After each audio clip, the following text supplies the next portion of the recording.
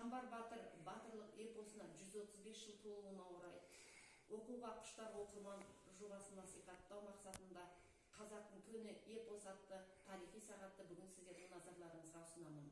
Қамбар батыр жырының басты тақырыбы жер мен ел намысын қорғау.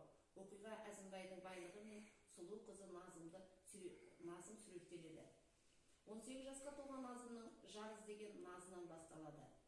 Жыр сюжетінің алғашқы аңыз түрінде туып, бере келе эпостық үлгіге ауысқаны аңғарылады. Ондағы көптеген ономастикалық атауларға қарап, Әуелбек Қоңыратбаев Қамбар батыр сюжетінің кейбір нұсқалары сыр бойында туған деген тұжырымды айтады.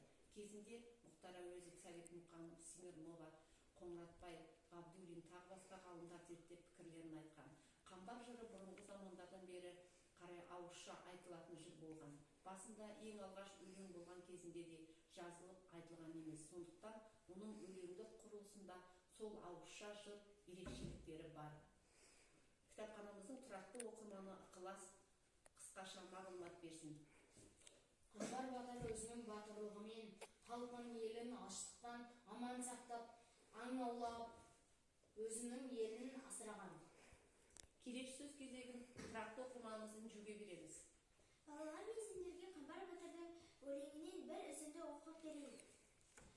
Көзімен көріп білмеді, сұлудан қайтты үйіне, ер қамбар болып сүйгені. Жігітінде әлі бар, жұрт иесі болмаған, қол қусырып сыйлады. Ғазиз тұтып патша жан, ол күнде перзент жоқ еді, дүние малын жейді сан. Жарлылық шығып көңілінен, қызықтай мейірі қанады. Қасында адам бар ма деп, төңірекке қарады. Арбаға басқан пішіндей, тұлпарға